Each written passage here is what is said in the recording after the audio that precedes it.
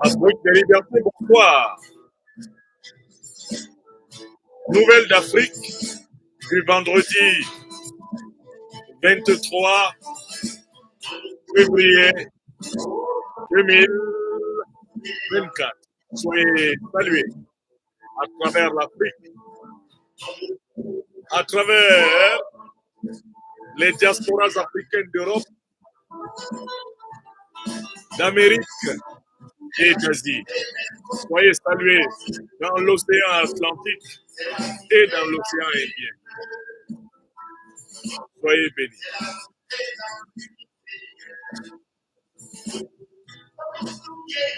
Tombouctou, yeah. Tombouctou, yeah, yeah, yeah. Tombouctou, yeah. C'est mon ami personnel Faso Ouattara qui chauffe les machines. Visitez Sankoré. Visitez Amarajougou Mamao.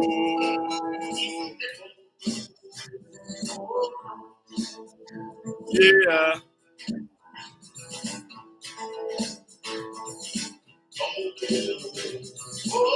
Je vous salue en Afrique du Sud, en Afrique de l'Ouest, en Afrique centrale, en Afrique de l'Est. Je salue l'Afrique des diasporas, d'Asie, d'Europe, d'Amérique, des îles de l'océan Atlantique et de l'océan Indien. Tombouctou, oh Tombouctou, yeah. Tombouctou, oh Tombouctou, yeah.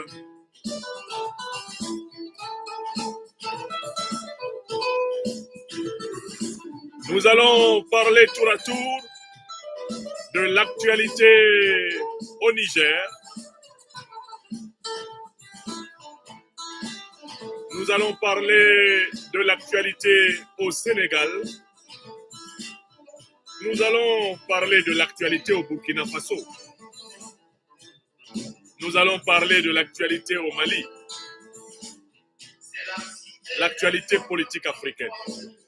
Tombouctou, c'est la cité la plus religieuse. Tombouctou, c'est la cité la plus merveilleuse. Tombouctou. Est-ce que vous êtes en train de donner l'émission dans vos réseaux?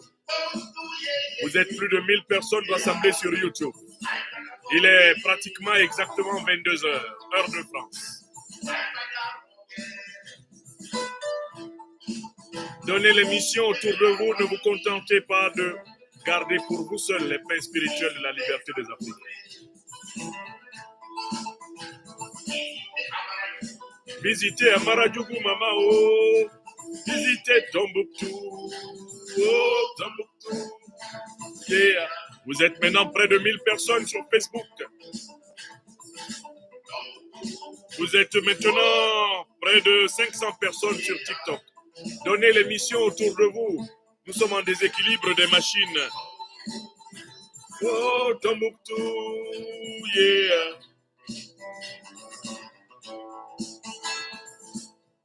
Donnez l'émission. Donnez l'émission, on n'est pas un nombre suffisant. Nous sommes près de 1200 personnes sur YouTube. Seulement moins de 500 ont passé à donner l'émission sur leur réseau. Nous sommes près de 1000 personnes sur Facebook. Il n'y a pas encore 1000 distributions des pains spirituels de la liberté. Et on oublie de protéger l'émission. Ce n'est pas normal. Montrez que vous êtes là, Afrique des libertés. 500 maintenant sur TikTok. Est-ce qu'il y a 500 distributions de l'émission? Appelez les machines amies, car nous avons des vérités à dire pour l'Afrique. Visitez Amarajougou Mamao. Visitez Tombouctou. Oh, Tombouctou. Dans ma main, le was, le serpent sacré symbolique de la connaissance, que mes ancêtres tenaient il y a plus de 5000 ans maintenant en terre d'Afrique, et que nous n'aurions jamais dû laisser s'éloigner de notre main. Le was. la connaissance sacrée qui libérera tout homme. Je vous salue, sentez-vous saluer, où que vous soyez à travers le monde. Par nos ancêtres angélisés, par-dessus tout le Tout-Puissant, soyez bénis.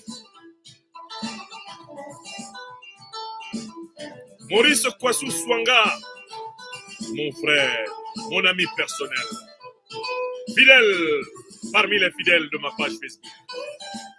Patricia Digbo, GPS toujours. Générations et peuples solidaires. Le mouvement du leader générationnel Guillaume Kibakori Soro. Le mouvement dont on parle. Je vous salue dans l'Alliance des États du Sahel. Où que vous soyez, donnez cette émission. Nous commençons nos travaux. Des 333 saints Tombouctou, c'est la cité la plus religieuse. Tombouctou, c'est la cité la plus merveilleuse. Ah, vous réagissez bien maintenant. Très bien, vous êtes en train de diffuser l'émission. Vous êtes en train de la protéger. Antara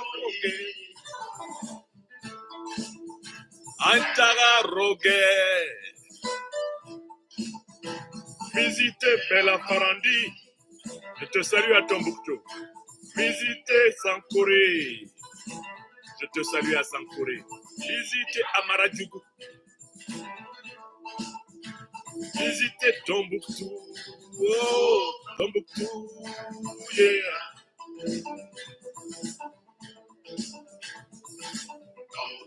Tombouctou. Oh, Tombouctou. Yeah. Africaine, Africains du monde entier. Voici l'émission traditionnelle de la distribution des pains spirituels de la liberté des Africains. C'est une émission panoramique qui va balayer un certain nombre de points saillants de l'actualité africaine.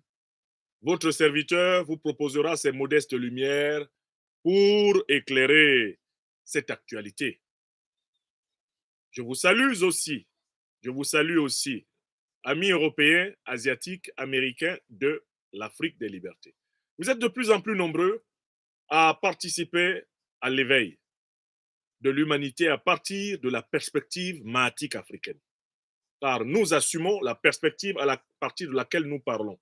Nos valeurs civilisationnelles de référence sont la vérité, la justice et la solidarité. Ce sont les poteaux mitants de la civilisation africaine multimillénaire, berceau de l'humanité. C'est à partir de ces valeurs que nous exprimons et que nous proposons une lecture de l'actualité africaine. Cette actualité est très riche. Je me suis tu depuis 2 jours. Je me suis tu, mes chers amis, parce que j'ai une obligation de ne pas me tenir devant vous si je ne suis pas suffisamment nourri. Nourri de connaissances, nourri de réflexion, nourri de méditation, nourri d'observation, d'écoute. Et dans le cadre de mes travaux d'écriture, j'ai dû me plonger ces derniers jours dans de nouvelles lectures profondes. Je vous en présente quelques-unes avant d'entrer dans les matières de cette soirée. Je lis avec beaucoup d'intérêt cet ouvrage publié par Daniel Ganser, qui est un spécialiste suisse de géopolitique et qui a écrit sur les armées secrètes de l'OTAN. Les armées secrètes de l'OTAN. Il a documenté ici le système du stay behind, à travers lequel l'alliance militaire occidentale attaque et déstabilise depuis plusieurs décennies le monde entier, mais sous couvert de les armées secrètes de l'OTAN. C'est un très bel ouvrage dont je vous lis la quatrième de couverture. La quatrième de couverture. Ce livre raconte comment, après la Seconde Guerre mondiale, la CIA et le MI6 britannique mirent en place des armées secrètes anticommunistes dans tous les pays d'Europe de l'Ouest et par quel processus ces réseaux stay behind de l'OTAN s'allièrent dans certains pays à des groupes terroristes d'extrême droite avec des conséquences particulièrement tragiques. L'existence de Gladio, l'armée secrète italienne, fut révélée par le Premier ministre Giulio Andreotti en 1990, à la suite de quoi la presse parla du secret politico-militaire le mieux gardé depuis la fin de la Deuxième Guerre mondiale et nota que l'histoire semble tout droit sortir des pages d'un thriller politique. Depuis, ces armées secrètes de l'OTAN ont également été découvertes en France, en Belgique, au Luxembourg, en Suisse, en Espagne, au Portugal, en Allemagne, aux Pays-Bas, au Danemark, en Norvège, en Suède, en Finlande, en Autriche, en Grèce et en Turquie. Au niveau international, leurs actions étaient coordonnées par le Pentagone et l'OTAN. Et leur dernière réunion connue se déroula à Bruxelles en octobre 90. À l'heure de la menace de l'hyperterrorisme, ce livre de référence revient sur les attentats de la gare de Bologne, de la Piazza Fontana, les attaques des tueurs fous du Brabant, l'enlèvement et l'assassinat d'Aldo Moro et demande s'il s'agit d'actes de terrorisme sous fausse bannière, fabriqués pour accroître la stratégie de la tension. Voilà, c'est un ouvrage de Daniel Ganser, publié chez la Demi-Lune. Ce qui m'intéresse ici, c'est que cet ouvrage se concentre sur le continent eurasiatique. Alors que par ailleurs, moi, j'ai d'autres éléments d'appréciation qui me permettent d'appliquer exactement les mêmes notions à l'actualité politique eh bien, en Afrique. Parce qu'en en fait, pendant que Daniel Ganser documente toute cette action eh bien, de déstabilisation, il y a ce bel ouvrage de la docteure Susan Williams qui s'appelle White Malice, the CIA and the Neocolonization of Africa. La malice blanche, la CIA et la néocolonisation de l'Afrique.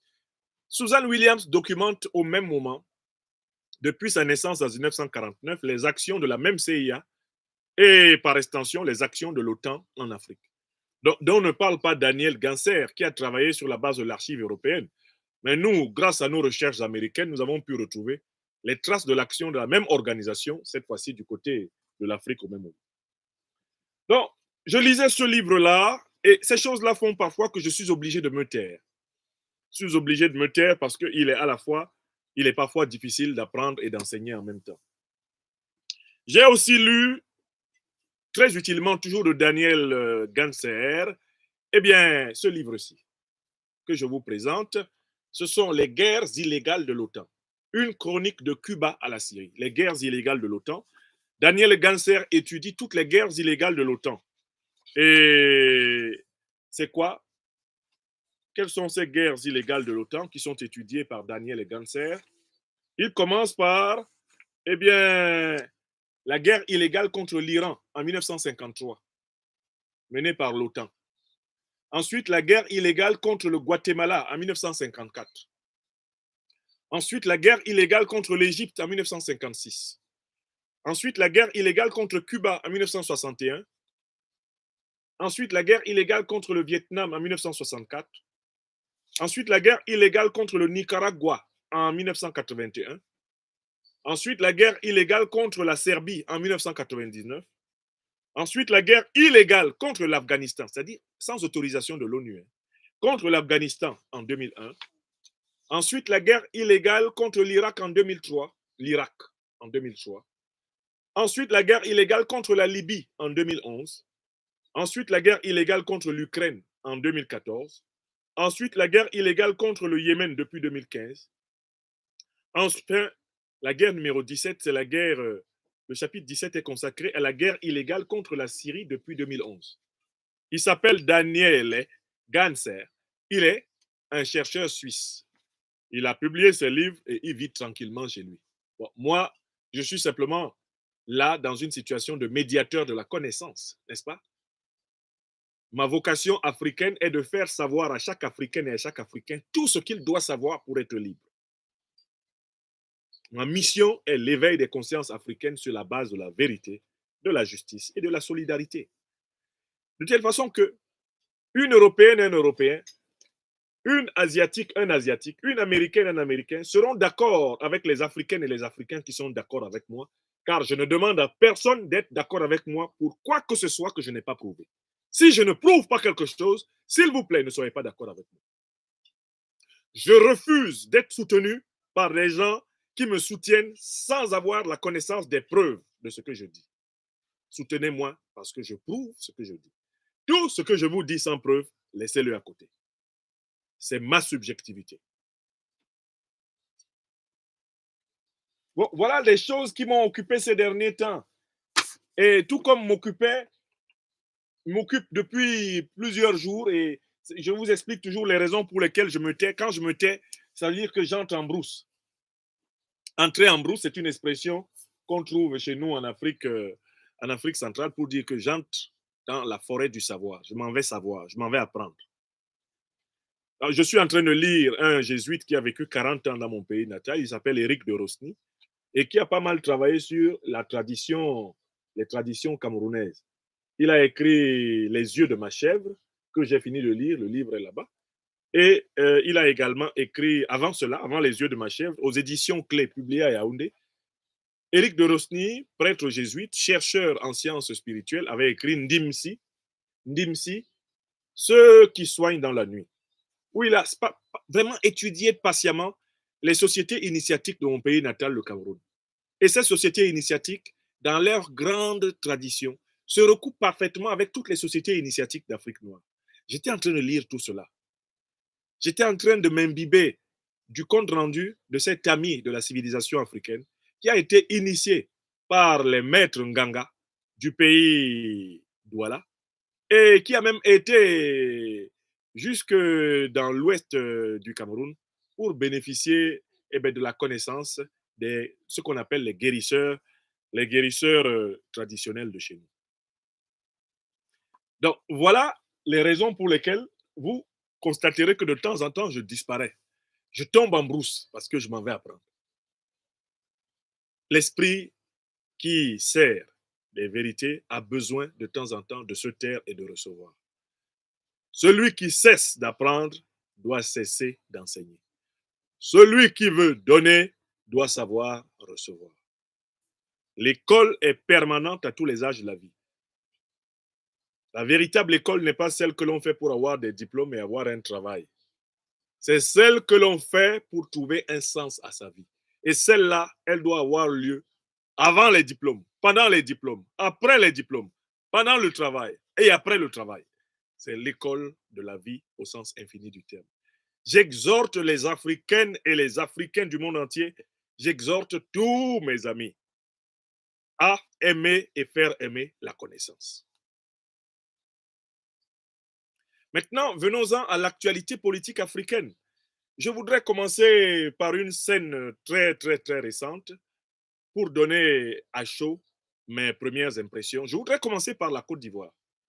En Côte d'Ivoire, ces dernières heures, vous avez sans doute été informé de la libération d'une partie des prisonniers politiques détenus dans ce pays. Je dis bien une partie.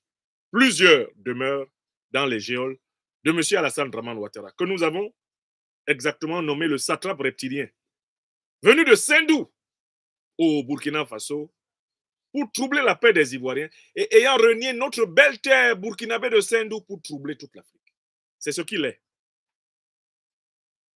Ce monsieur vient de procéder à une libération partielle des prisonniers politiques ivoiriens et à une amnistie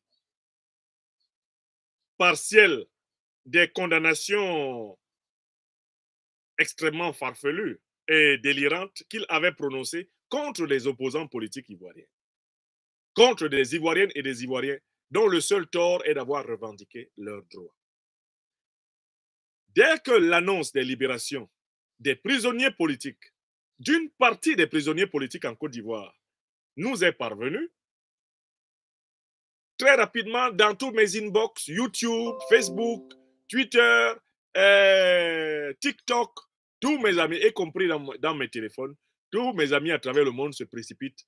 Comment faut-il comprendre et interpréter cette libération partielle des prisonniers politiques en Côte d'Ivoire? Je voudrais vous donner ici mon analyse de cette libération. Cette analyse est une analyse hypothétique. Je ne possède pas et je n'ai jamais possédé la science infuse. Mais je vais vous dire franchement ce que je pense de ma compréhension de cette libération. D'abord, à l'origine, il faut constater que M. Alassane Draman Ouattara a ordonné la libération de gens qu'il détenait illégalement. Premier point, les gens que M. Ouattara a libérés à travers le communiqué de son Conseil national de la sécurité étaient des gens qui étaient illégalement détenus. Ce n'étaient pas des détenus de droit commun. C'étaient des détenus politiques. Il s'agit d'Ivoiriennes, d'Ivoiriens qui étaient détenus parce qu'ils avaient, en 2010-2011, soutenu l'ancien régime du président Laurent Gbagbo. Ça, c'est le premier groupe. Il s'agissait d'Ivoiriennes, d'Ivoiriens qui ont été arrêtés et détenus par Alassane Dramane Ouattara au seul motif qu'ils ont été, de près ou de loin, à un moment donné, des compagnons ou des collaborateurs du président Guillaume Kigbafori Soro. Donc, deux catégories. Il est même possible que certains d'entre eux aient été à un moment donné des compagnons de feu le président Aimé-Henri Konan Bédié, père son nom. Donc, il faut d'abord commencer par noter ceci et écrivez ça. Alassane Dramane Ouattara a libéré des détenus politiques, c'est-à-dire des gens qui étaient emprisonnés illégalement. Commençons par les détenus politiques depuis 2010-2011. Ils ont été arrêtés parce qu'ils avaient été les partisans supposés du président Laurent Gbagbo, ancien président de la République de Côte d'Ivoire. Celui-ci a été jugé à La Haye et il a été innocenté par la Cour pénale internationale. Or, c'est lui qui était le commandant suprême des forces armées ivoiriennes. Et c'est lui qui a donné des ordres aux prisonniers politiques, notamment militaires, et même à ses collaborateurs politiques en 2010-2011. Si le président Laurent Gbagbo a été disculpé par la justice internationale, la Cour pénale internationale, institution placée au-dessus de la justice ivoirienne en vertu du protocole signé par la Côte d'Ivoire elle-même, depuis le président Bédié jusqu'au président Ouattara, il s'ensuit que tous ceux qui étaient détenus en Côte d'Ivoire, parce qu'ils ont obéi aux ordres du président Laurent Gbagbo, lui-même déclaré innocent, tout cela était détenu sur des bases illégales. Voilà pourquoi le président Guillaume Soro, très tôt, a appelé à la réconciliation nationale. Très tôt, Guillaume Soro a dit la Côte d'Ivoire ne pourra pas avancer tant qu'une partie du corps politique national, tant qu'une partie de nos frères et sœurs resteront en prison à l'issue de la crise post-électorale de 2010-2011. Quand il quittait la primature de la Côte d'Ivoire en 2012, au mois de mars, exactement le 8 mars, si je ne m'abuse, Guillaume Soro a dit que le plus grand chantier serait celui de la réconciliation. Le 3 avril 2017, sur le perchoir de l'Assemblée nationale, Guillaume Soro délivra une allocution qui allait lui coûter sa mise littéralement aux enchères par le régime de Ouattara. Il appelait à la libération de tous les prisonniers de la crise politique de 2010-2011 afin de permettre au pays de retrouver un souffle nouveau, de se rassembler autour de principes justes et inclusifs. Voilà ce qui devait valoir à Guillaume Kigbafori Soro d'être forcé à démissionner de l'Assemblée nationale et contraint à l'exil. Donc, Alassane Dramane Ouattara commence à libérer une partie des gens qu'il détient illégalement. Les pro-Gbagbo qu'il détenait étaient illégalement détenus parce que le président Laurent Gbagbo a été disculpé. Il s'ensuit que les gens que vous avez arrêtés et gardés pendant plus de 10 ans en prison, ils ne devaient pas être en prison. Puisque leur patron, qui leur a donné des ordres, eh bien, la Cour pénale internationale a dit qu'ils n'avaient pas tort. Ça, c'est un. Maintenant, prenons les prisonniers parce qu'ils ont été collaborateurs ou parce qu'ils sont des compagnons du président Guillaume Kigbafori Soro.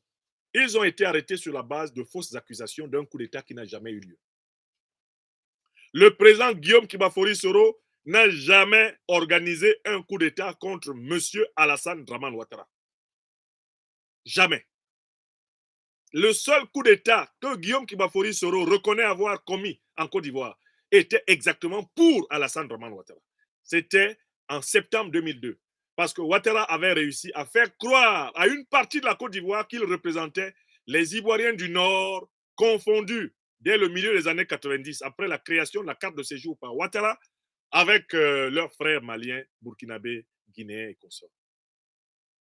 Le seul coup d'État auquel Guillaume Soro ait apporté sa caution et auquel il ait participé dans toute sa vie en tant qu'acteur, c'est celui de 2002. Et c'était pour permettre à Alassane Ouattara qui se disaient exclus pour cause d'ivoirité d'être intégrés dans le jeu politique. Le président Guillaume Soro l'a dit. Sinon, les histoires de coup d'État inventées à partir de 2014, 2015, 2016, 2017, 2018, 2019, toutes ces histoires de coup d'État, 2020, elles ont été fabriquées de toutes pièces par Alassane Dramane Ouattara dès lors qu'il avait décidé de s'autoproclamer président à vie de la République de Côte d'Ivoire et qu'il ne voulait pas que d'autres Ivoiriens aspirent à la magistrature suprême. Écrivez ça. Mon frère, ami et camarade, connaît Kamaraté Souleymane. Et tous ceux qui ont été en prison parce qu'ils sont des proches, des compagnons du président Guillaume Kibafori Soro, n'ont pas été en prison parce que le président Guillaume Soro et ses compagnons ont organisé un coup d'État. Non! Ni de près, ni de loin. Nous n'avons organisé un coup d'État contre Alassane Ouattara. C'est parce que le président Guillaume Soro a refusé d'être complice de la confiscation du pouvoir d'État en Côte d'Ivoire par Alassane Ouattara. Qu'Alassane Ouattara a inventé toutes sortes d'arguties pour accuser Guillaume Soro de coup d'État, jeter ses compagnons en prison.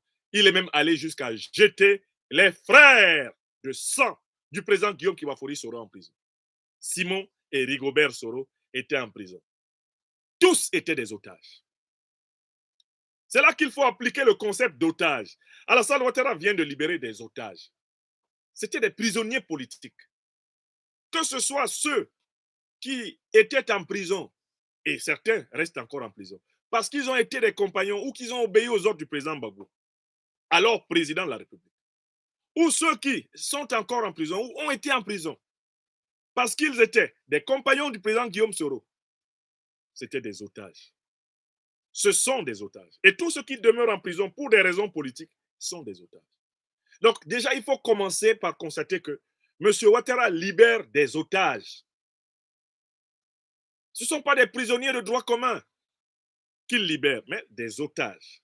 Voilà la vérité. Je vois des gens qui s'excitent à gauche et à droite. Ils libèrent des otages. Quand tu as été otage et que celui qui t'a pris en otage te libère, tu ne le remercies pas, puisque de toutes les façons, il n'avait pas le droit de te prendre en otage.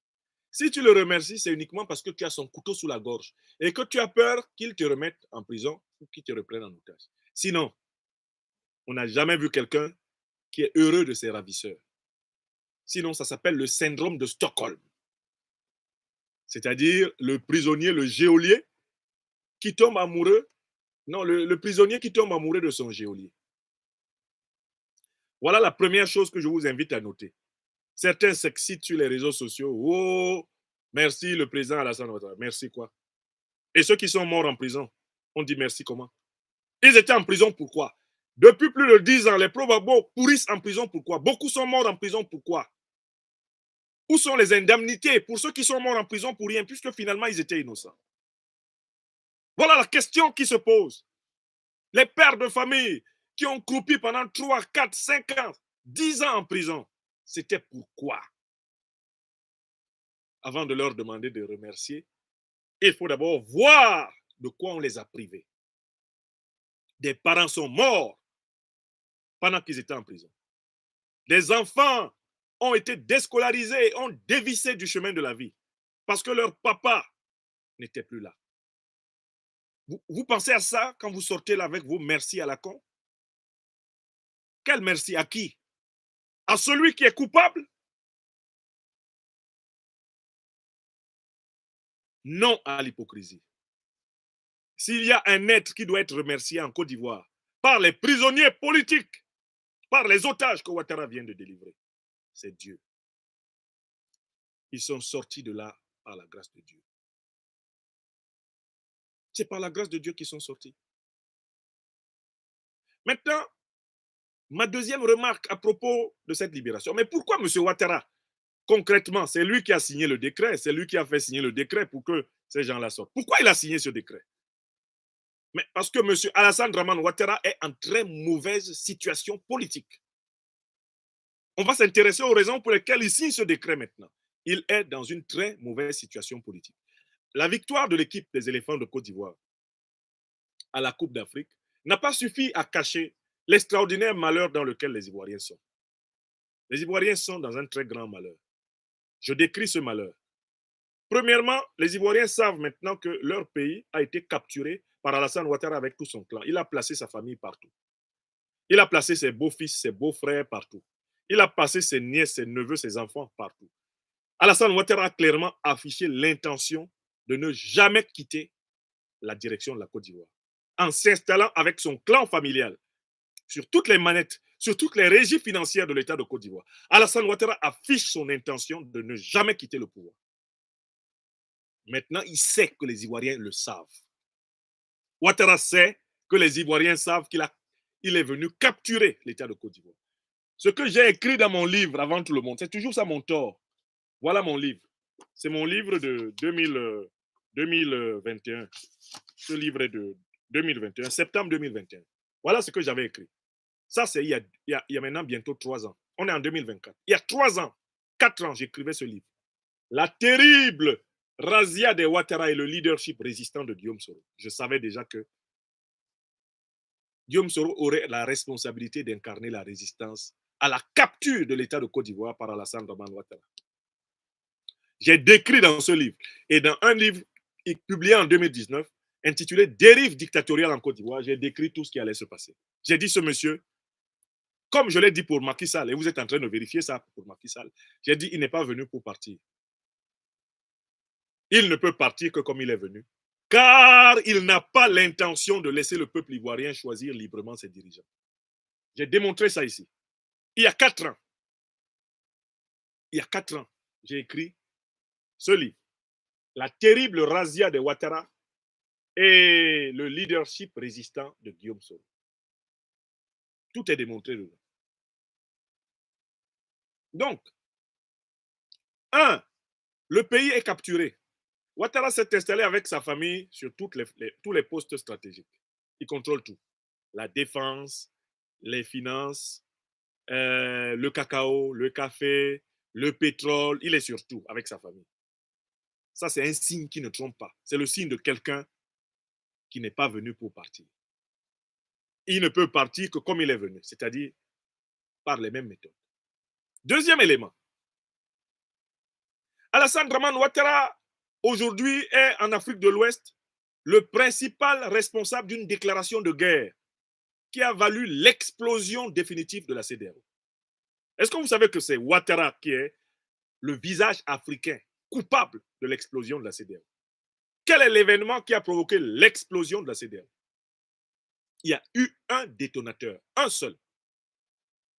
C'est quand Alassane Dramane Ouattara, en plein Abuja, grillant les responsabilités de celui qui est le président en exercice de la CEDEAO, le président nigérien Adebola Tinubu, Alassane Ouattara a pris sur lui la responsabilité de déclarer la guerre ouvertement contre un pays de la CEDEAO. Il a ouvertement déclaré la guerre contre le Niger, allant jusqu'à décrire la composition des troupes et se donnant au moins une durée de 3 mois pour mener la guerre et imposer à la tête du Niger le vassal néocolonisé de la France-Afrique, le junteur de Niamey qui a fait boum, Mohamed Bazoum. Ça vous a échappé? De tous les dirigeants de la CEDEAO, c'est Alassane Ouattara qui a frontalement assumé la déclaration de guerre pour faire plaisir à ses maîtres, les néocolons français. Il a assumé la déclaration de guerre contre un pays africain. Et c'est à la suite de sa déclaration de guerre que les pays de l'Alliance des États du Sahel se sont dressés comme un seul homme pour dire celui qui attaque le Niger a attaqué le Mali. Celui qui attaque le Niger a attaqué le Burkina. Cela voulait dire quoi? Si Alassane Dramane Ouattara attaque le Niger, l'armée burkinabé vient en Côte d'Ivoire le chercher. Il y a des gens qui n'ont pas compris ce que l'AES avait dit le jour-là. Si Alassane Dramane Ouattara dit que lui se lève avec son fameux commando de 1100 hommes, il dit, moi, Ouattara, je m'en vais attaquer. Au moment où il tire sur le Niger, l'armée burkinabé est sur lui, à Abidjan. Au moment où il tire sur le Niger, l'armée malienne est sur lui à Abidjan. J'espère que vous avez bien compris que c'est ce que le Mali et le Burkina ont dit à Ouattara. Et comme les gens ne comprennent pas bien, le président du Burkina Faso, le capitaine Ibrahim Traoré, a rappelé cela récemment. Vous, actionnez la force en attente de la CEDEAO pour attaquer le Niger, nous, Alliance des États du Sahel, on vous attend. C'est-à-dire, vous attaquez, on vous attaque. Donc, le deuxième élément important qui explique le comportement d'Alassane Draman Ouattara, c'est qu'il a ouvert trop de fronts. C'est un homme isolé, c'est un homme affaibli, c'est un homme complètement devenu paranoïaque, c'est un homme qui tremble et qui pisse dans ses frocs, car il ne sait pas de quel côté ça va venir. D'accord? Notez la deuxième raison. Première raison, Ouattara sait que tout le monde sait qu'il est venu capturer la Côte d'Ivoire avec son clan familial. Donc, il est vomi par les Ivoiriens, il le sait. Que derrière les sourires, derrière l'euphorie de la Coupe d'Afrique, les Ivoiriens ont son macabo. Les Ivoiriens regardent leurs factures d'électricité. Les Ivoiriens regardent leurs factures de gaz. Les Ivoiriens regardent leur popote. Les Ivoiriens regardent comment leurs assiettes maigrissent.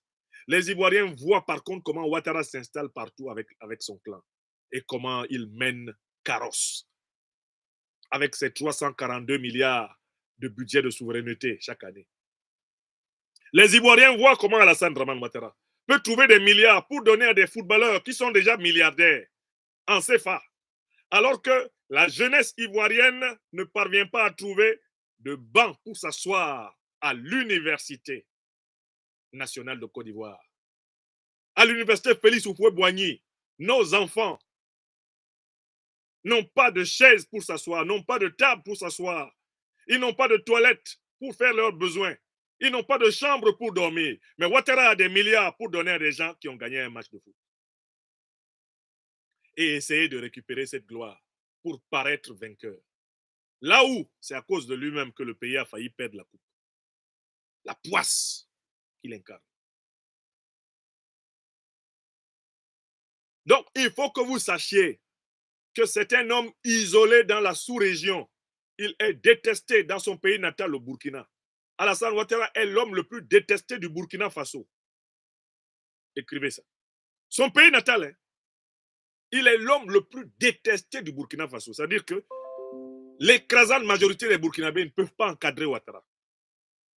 Alassane Ouattara est l'homme le plus détesté au Niger. Parce que c'est lui qui est le visage de la déclaration de guerre. Les Nigériens qui sont morts à cause de l'embargo. Les Nigériens qui sont morts parce qu'on a coupé les médicaments. Les Nigériens qui sont morts parce que le Nigeria a coupé l'électricité. Le visage qu'ils ont retenu, c'est le visage de Ouattara. Parce que c'est lui qui leur a dit qu'il va les faire souffrir.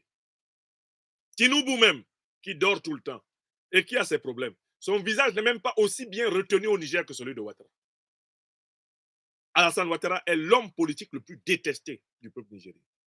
Il est l'homme politique le plus détesté du peuple sénégalais parce qu'on sait qu'il est le conseiller de Macky Sall, le tortionnaire de Dakar, le vassal de Dakar. Dans toute l'Afrique de l'Ouest, il est l'homme le plus détesté. Au Mali, n'en parlons plus. Depuis qu'on l'a pris avec un commando, avec des faux passeports, qui devait se cacher à l'aéroport pour pouvoir frapper et littéralement décapiter la direction de la révolution du Mali Koura. Alassane Ouattara a gagné le championnat. Il est l'homme politique le plus détesté du Mali. Si vous voulez détester au Mali, marchez avec lui. Le colonel Bandao a perdu le poste de président de la transition pour avoir marché avec Ouattara. Les Baoulés avaient pourtant, mais beau, les Baoulés, avaient pourtant déjà averti tout le monde. Alassane Ouattara, c'est Aoussingbe. Si tu marches derrière lui, tu n'auras rien. C'est le nom qu'on lui a donné à Dembokro. Ne marchez pas derrière lui. Si tu marches derrière lui, tu n'auras rien. Bandao, auquel les militaires avaient confié la direction de la transition, il a marché avec Ouattara. Il est revenu à Bamako, il est tombé. Bazoum Kououaïla, il a marché avec Ouattara. Il est revenu à Niamey, il est tombé. Mbalo, ça fait combien de fois qu'il risque de tomber? Lui et ses ministres doivent se cacher sous des chaises à Bissau. Ça fait combien de fois? Regardez Talon. Talon est allé avec Ouattara. Il a tué le port de Cotonou. Talon est allé avec Ouattara et a tué le port de Cotonou. Et le voici en train de tomber. En train d'être talonné jusqu'à sa chute. Au point que Talon maintenant, Talon, lui tout seul, il a renié l'embargo de la CEDEAO. Sans même une réunion de la CEDEAO. Il dit qu'il n'est pas dedans. Trop tard. Le Niger dit on ne passe plus par toi. Faure Gnassingbé a été plus malin que toi. Il nous a ouvert son port. Il nous a aidés. On passe par lui. Tu vas voir que c'est le Niger qui te nourrissait. Allons. Tout ça pour avoir suivi Ouattara.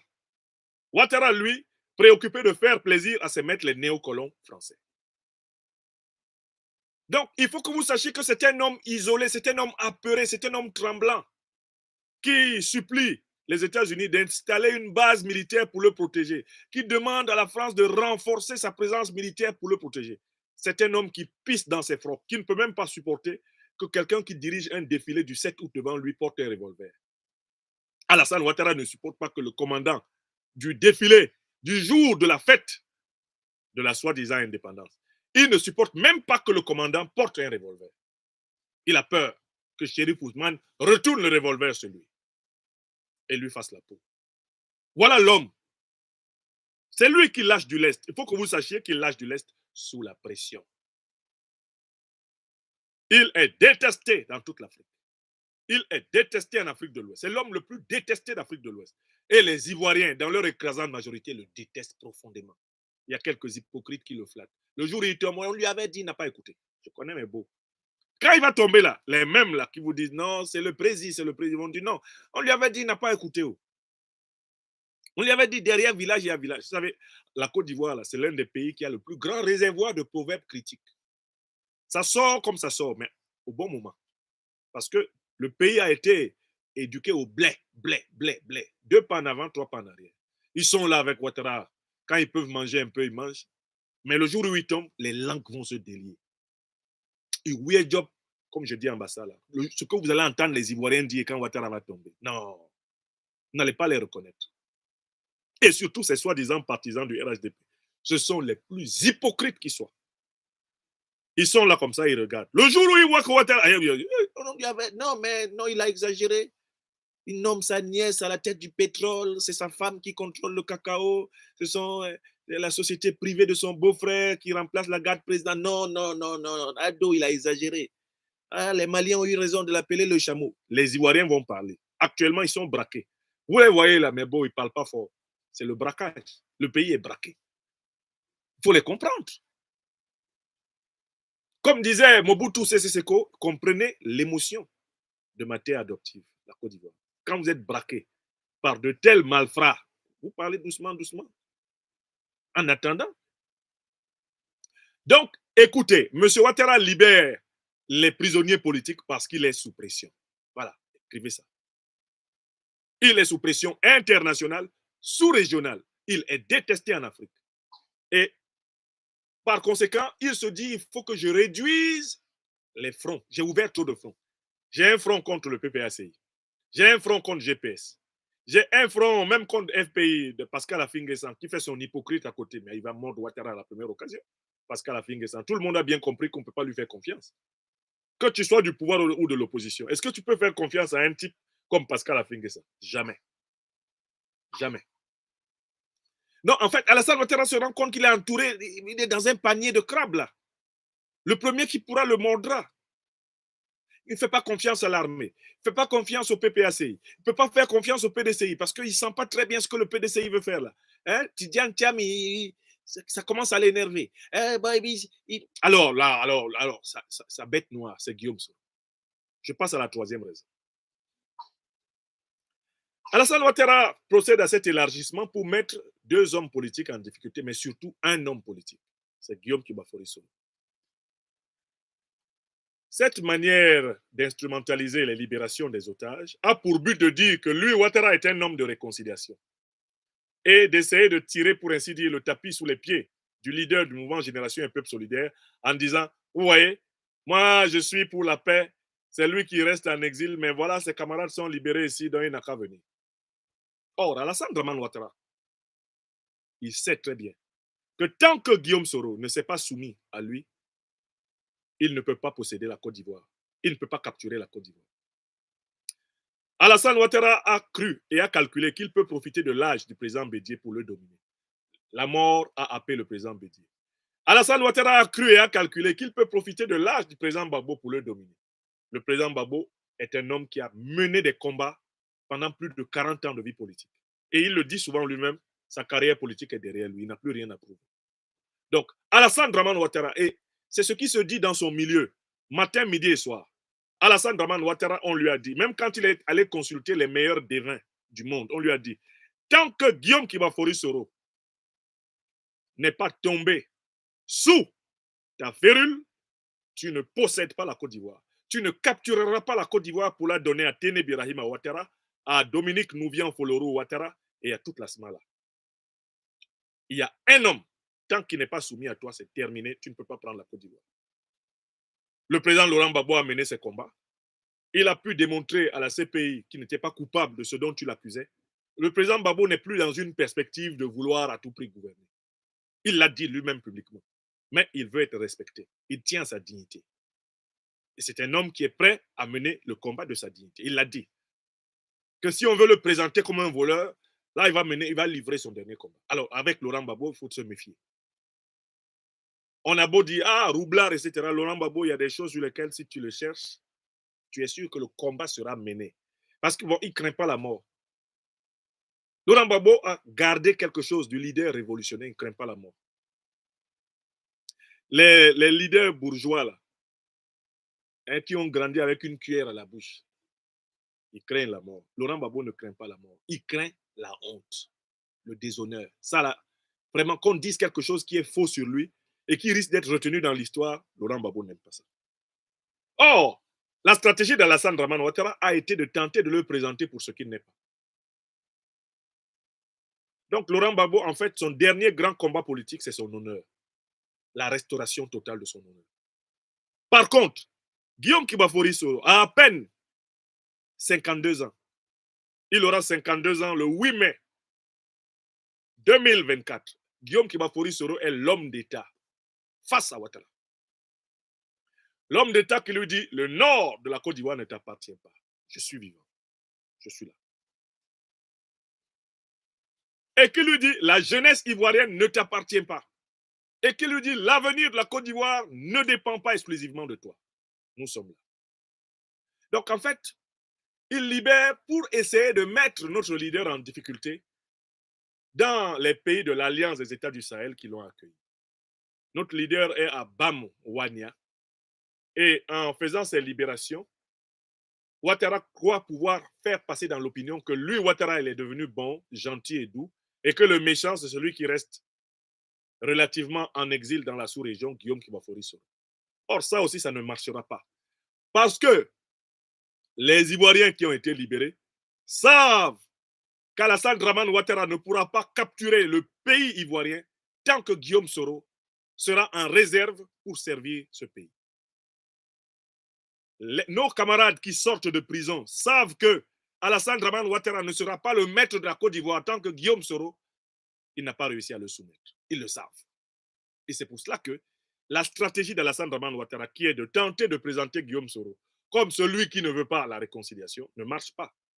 Guillaume Soro a tenté le 23 décembre 2019 de rentrer en Côte d'Ivoire. Il en a été empêché par qui? Mais par Alassane Draman Ouattara. C'est-à-dire que Guillaume Soro était même prêt à affronter la soi-disant justice de Ouattara. Le 23 décembre 2019, il rentrait, il atterrissait au GATL. Alassane Ouattara avait tout loisir de le faire convoquer en justice. Ouattara lui a interdit le retour au pays. Et il a appelé tous les chefs d'État de la sous-région pour leur demander de ne pas l'accueillir. Maintenant, Guillaume Soro est de retour en Afrique. Il est de retour en Afrique de l'Ouest. Et comme il l'a dit, il a mis fin à son exil. Son retour en Côte d'Ivoire, ce n'est pas la volonté de Ouattara. Je le réitère ici ce soir. Ce sera la volonté de Dieu le Tout-Puissant. Ce sera la volonté du peuple ivoirien dans toutes ses forces vives. Et ce sera la volonté de Guillaume Soro lui-même. Il n'y a que 3 volontés qui vont déterminer le retour sur le sol ivoirien du président Guillaume Soro. Enlever Ouattara dedans. Parce que en 40 années d'observation de cet homme, nous qui connaissons sa psychologie, nous le jugeons indigne de confiance. Les gens qu'il libère actuellement, il peut les remettre en prison. Oui ou non? Parce que quand vous prenez ce qu'il fait pour un acte sérieux, c'est parce que vous n'avez pas sérieusement étudié ses actes. Soul to Soul, est-ce que c'est la première fois qu'Alassane Ouattara l'amène en prison? Est-ce que c'était la première fois? Mais ça fait plusieurs allers-retours. Oui ou non? Toutes les personnes que Ouattara libère aujourd'hui, tant qu'il en a la possibilité, peut toujours les arrêter pour les ramener.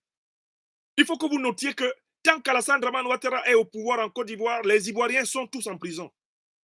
Que ce soit ceux qui sont à l'intérieur des prisons, d'Abengourou, d'Abidjan et consorts, de Bassam, ou ceux qui sont à l'extérieur. La Côte d'Ivoire tout entière est une immense prison géante. Ne vous faites pas d'illusions. Nos camarades qui sont sortis et qui vivent en Côte d'Ivoire sont sortis d'une cellule de la prison vers l'autre. Il y a la petite prison. Ce sont les prisons d'État. Et il y a la grande prison. C'est la Côte d'Ivoire, sous Ouattara. Toute la Côte d'Ivoire est une prison. D'accord? À partir du moment où vous savez que le pays entier est une prison, que le pays est sous capture, que le pays est braqué, que le pays, les citoyens ne peuvent pas s'exprimer librement parce que Alassane Ouattara menace tout le monde en permanence. Vous savez que ceux qui sortent de prison aujourd'hui, Ouattara peut se lever, paf, il prend tel, il ramène. Il ne l'a pas fait à notre frère Soul to Soul. Vous n'avez pas vu ça? Parce que quand je dis cela, je me base sur les faits. Il n'a pas arrêté plusieurs fois les mêmes personnes. La personne sort, il ramène en prison. Pulchérik Balé, notre sœur bien-aimée, Pulchérik Balé. Combien de fois Ouattara lui a fait faire aller-retour à la Maca? Vous n'avez pas compté? Ceux qui sont là, oh merci Ouattara. Merci quoi? Il peut te ramener en prison à tout moment. Il n'y a pas merci dedans. Ouattara, c'est à Dieu. Si quelqu'un est vivant en Côte d'Ivoire aujourd'hui, c'est que Dieu estime que son temps de vie est encore valable. Ce n'est pas Ouattara. Et je voudrais ici saluer mon camarade, mon frère, mon ami, Soul to Soul, que j'ai eu au téléphone aujourd'hui, à sa sortie de la prison d'Abangourou. Je l'ai eu au téléphone et vous apporte le témoignage. Il n'avait qu'un seul mot dans sa bouche. Seigneur, mon créateur, merci. Soul to Soul remercie Dieu. Il ne se trompe pas. Dieu, je te remercie. Je n'ai pas entendu le nom de quelqu'un. Hein. Ce n'est pas comme, comment il s'appelle, Amadou Gon. Dieu le sauve à Paris, du lit d'hôpital où les Ouattara l'ont envoyé mourir. Quand il revient, il dit que oui, sa vie a été sauvée par Ouattara et sa femme. Ok, Dieu a noté ça. Il a dit, ok, c'est Ouattara et sa femme qui t'ont sauvé, non? Ok, tu vas voir. 2 semaines plus tard, broup, terminé. Toute personne qui sort de prison en Côte d'Ivoire, qu'elle s'adresse à Dieu. Qu'elle remercie le Seigneur. Parce que le cœur de Ouattara n'a pas changé. Pour Alassane Draman Ouattara, tous les Ivoiriens sont des prisonniers potentiels. Il n'y a pas un seul qui soit sur le territoire, qu'il ne puisse pas à tout moment capturer et jeter en prison. Chez lui, c'est une formalité. Emprisonner les enfants des gens, c'est le sport de Ouattara. Donc, je voulais vous le dire clairement. Tous ceux d'entre vous qui vous baladez sur les réseaux sociaux, oh, merci monsieur le chef de l'État. Chef de l'État de quoi? Merci monsieur le président. Président de quoi? Il a été élu par qui? Il respecte qui en Côte d'Ivoire? Il ne respecte ni la Constitution, il ne respecte pas la loi. Quand la Cour africaine des droits de l'homme et des peuples lui a dit, la Cour africaine des droits de l'homme et des peuples lui a dit de mettre fin à ces condamnations injustes contre les présidents Babou, Guillaume Soro, il a dit non, c'est nul et de nul effet. Bon, maintenant, il fait ce qu'il veut en fonction de ses problèmes à lui. Mon ami et frère, le leader Guillaume Soro, qui a fait plusieurs fois la prison politique, m'a dit, Franklin, ce qui est important à noter, c'est que celui qui te met en prison, là, une fois qu'il t'a mis en prison, pour des raisons politiques, c'est lui qui a problème. Toi, tu n'as plus le problème. Tu n'as plus le problème parce qu'en fait, tu es en prison. Tu ne peux pas te libérer, tu ne peux pas t'évader, tu es en prison. C'est lui qui est gêné de savoir à quel moment il peut te libérer pour pouvoir se débarrasser du bagage que tu représentes. Voilà. Alassane Ouattara a des bagages qu'il s'est chargé lui-même et il s'en décharge comme il peut. Et puis les gens pensent que c'est une prouesse. C'est lui qui a des problèmes. Donc, les libérations qui ont lieu actuellement en Côte d'Ivoire sont des libérations opportunistes. Elles ne sont pas faites dans un esprit de recherche du consensus, de recherche de la réconciliation, un esprit de vérité, un esprit d'humilité. Si Alassane Ouattara avait cette intention, il ne serait pas en train de placer sa famille, ses neveux, ses beaux, ses belles-mères, ses beaux-fils. Il ne serait pas en train d'envahir l'État de Côte d'Ivoire. Il ne serait pas en train de coloniser la Côte d'Ivoire avec son clan. Quelqu'un qui colonise un pays avec son clan n'a pas l'intention de quitter le pouvoir. Tout ce qu'il fait, C'est donc un simulacre et un théâtre. C'est un simulacre et c'est un théâtre. Voilà mon opinion à chaud sur ce qui se passe.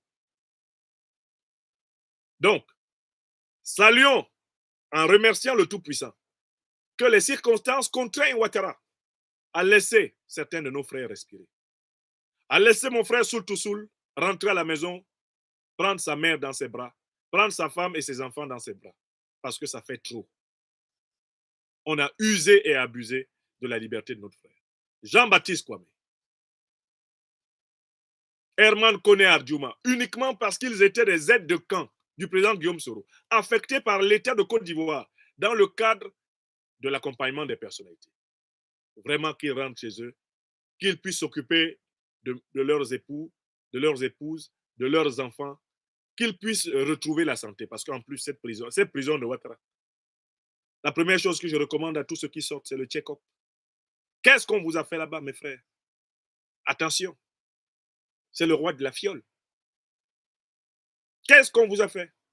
Votre santé d'abord. Merci au Tout-Puissant et puis votre santé.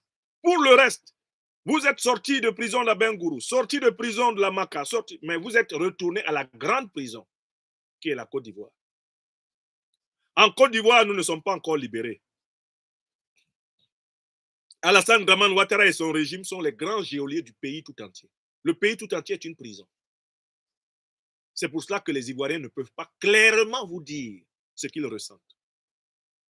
Parce qu'ils vont passer de la grande prison à la prison restreinte, étroite, quand ils parlent. C'est un pays braqué.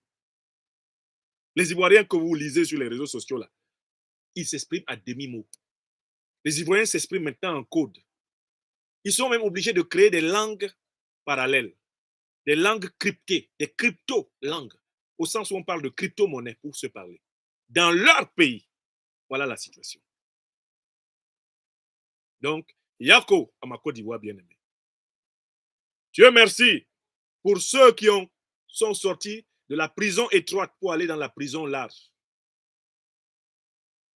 Vivement que le peuple de Côte d'Ivoire, notamment l'opposition ivoirienne, se réveille, s'organise pour continuer le seul combat qui vaille, celui de la souveraineté du peuple ivoirien.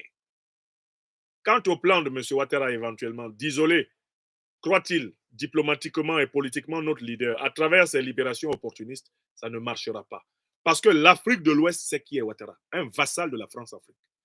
L'Afrique de l'Ouest, c'est qu'Alassane Ouattara ne changera jamais sa manière inimitable de s'asseoir. Et que chacun de ses gestes de bonté est une feinte diabolique. Toute l'Afrique de l'Ouest le sait. L'Afrique continentale le sait, le monde le sait.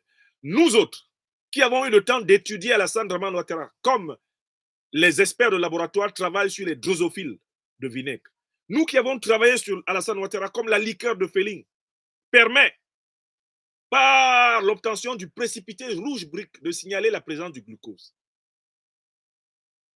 Nous autres, là, on ne va pas tomber dans le panneau. Et j'appelle les Ivoiriennes et les Ivoiriens éveillés à ne pas se laisser bluffer. Il faut rester calme et serein.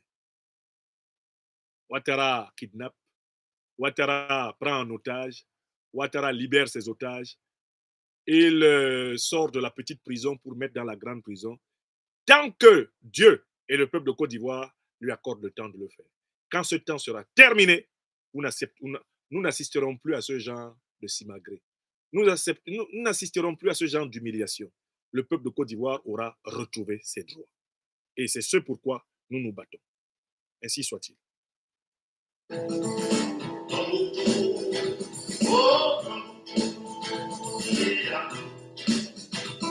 Ils cassent les maisons des gens. Ils délogent les gens à Yopougon. Les gens s'en vont dormir sur les cimetières. Et puis ils libèrent. Et puis il y a des gens qui tombent dans le panneau. Oh, plaisir, plaisir. Pas dormir au premier bandet. Derrière village, il y a village.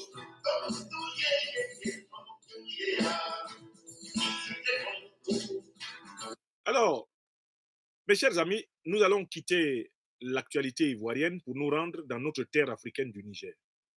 Hier, la nouvelle est tombée avec fracas. Les autorités nigériennes nous ont révélé la découverte d'une cache d'armes extrêmement importante dans du Niger, Niamey.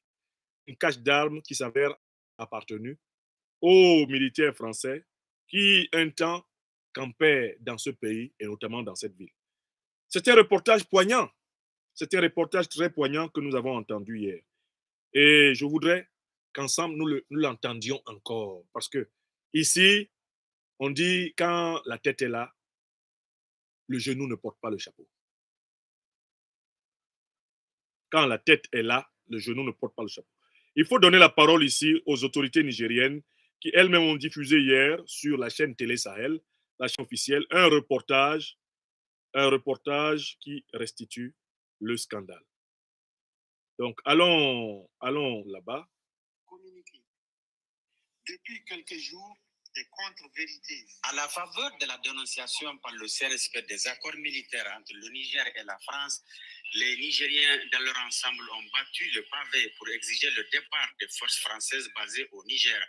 Quand ils ont assisté au départ du dernier militaire français, ils ont exprimé en toute légitimité leur joie et savourent encore leur victoire sur les forces d'occupation qui ont longtemps constitué un frein au développement économique et social du Niger. Les Nigériens ont dans la foulée vu plusieurs conteneurs de matériel convoyés vers le Tchad et des vols réguliers en direction de la France à partir de Niamey, laissant croire qu'ils sont partis avec la totalité de leur matériel. Logiquement, à partir de ce constat, personne ne peut imaginer que ces militaires français ont laissé sciemment derrière eux tout un arsenal de guerre en plein centre-ville de Niamey qui en dit long sur leur intention. Une intention exprimée d'ailleurs publiquement en son temps par un expert français en renseignement sur la chaîne LCI. Notre ambassadeur et notre contingent n'étant plus otages au Niger, en quelque sorte, dans cette position de Fort Alamo, nous aurons peut-être plus de latitude pour monter des opérations de déstabilisation, cette fois-ci plus clandestines. C'est dans cette même logique que l'ancien ambassadeur de France au Niger, Sylvain Ité, a déclaré lors de son audition à l'Assemblée nationale que la France dispose encore sur place au Niger des contacts avec lesquels elle continue à travailler. Nous suivons grâce à nos contacts sur place la politique intérieure nigérienne. C'est Ité qui parle. Donc d'alimenter nos autorités politiques en information sur la situation. En d'autres termes, même sans être à Niamey, nous exerçons activement notre activité et nos missions. Malgré ces déclarations qui expriment l'opinion ambiante en France, Macron et son gouvernement ont choisi la voie du déni. Mais la découverte de tous ces matériels militaires faits dans cette maison située au quartier Francophonie, extension Tchangaré, occupée par des instructeurs militaires français jusqu'à leur départ, bat en brèche ce déni et apporte une preuve supplémentaire de la mise en œuvre de cette stratégie de déstabilisation de notre pays. En effet, des perquisitions opérées les 19 et 20 février 2024 dans cette maison et dans les locaux du siège de Cap Sahel à Niamey par une équipe mixte de la gendarmerie, de la police scientifique et de la police judiciaire ont permis de faire une découverte qui donne froid au dos. Il s'agit d'un vrai centre d'opération militaire, en même temps une cache d'armes et de munitions. Dans cette maison, il y a un élément qui a attiré particulièrement notre attention, c'est cette grande quantité de cartes géographiques sur l'Afrique de l'Ouest, parmi lesquelles une carte de Tesker, localité nigérienne très connue dans laquelle on a découvert récemment des mines et des missiles sol-air de longue portée qui nous renvoient au souvenir chaotique de Rwanda du 7 avril 1994. Ou encore cette carte de la ville de Niamey sur laquelle toutes les places stratégiques de la capitale sont soigneusement identifiées et marquées. À quelle fin s'agit-il des cibles des probables attaques? Quand on ajoute à cette planification minutieuse des lance-roquettes anti-chars, des fusils d'assaut, des drones, des grenades, d'énormes quantités de munitions, des véhicules 4x4 dont certains sont sans plaque d'immatriculation mais sur lesquels ils ont prévu des fausses plaques et bien d'autres matériels, il s'avère clair que nous sommes en présence d'une vraie stratégie militaire qui ne fait point de mystère sur son objectif. Cette stratégie de déstabilisation de notre pays repose sur une idéologie bizarre écrite en rouge sur ce tableau d'affichage dans leur salle d'opération qui dit ceci: la paix, on peut l'éviter. Alors pourquoi éviter cette paix quand on déclare la désirer à tout des champs? Ici, le mensonge est tellement gros qu'il n'est plus possible de le cacher. Mais quand on construit un partenariat sur du faux, il y a toujours un élément qui trahit le subconscient et le refoulé remonte à la surface pour révéler au grand jour le désir caché. Au stade actuel de nos rapports avec la France, il ne s'agit plus de désir caché, mais plutôt d'actions soigneusement planifiées pour semer le chaos à Niamey. Au regard de cette nouvelle tournure prise par nos rapports avec la puissance impérialiste, il revient au peuple nigérien de resserrer davantage ses liens avec le CNSP et d'être focus sur l'objectif ultime, la souveraineté totale du Niger. Il est donc impératif de rester dans la voie tracée par le Conseil national pour la sauvegarde de la patrie sous la conduite de son président, chef de l'État, le général de brigade Abdourahmane Tiani, pour atteindre un tel objectif. Voilà, merci. C'est un reportage de la télé officielle nigérienne, Télé Sahel. Alors, moi, il y a 3 choses qui me frappent dans le reportage que je viens à nouveau d'écouter avec vous et de vous montrer. La première, c'est que c'est un reportage factuel. Les faits sont incontestables.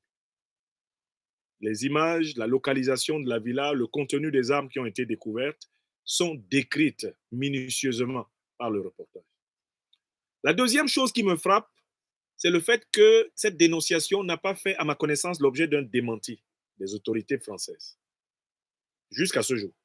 Je n'ai pas connaissance d'un démenti, à moins qu'il soit sorti entre-temps. La troisième chose qui me frappe, c'est que ce n'est pas la première déstabilisation dont la puissance française a été coupable en Afrique depuis les indépendances.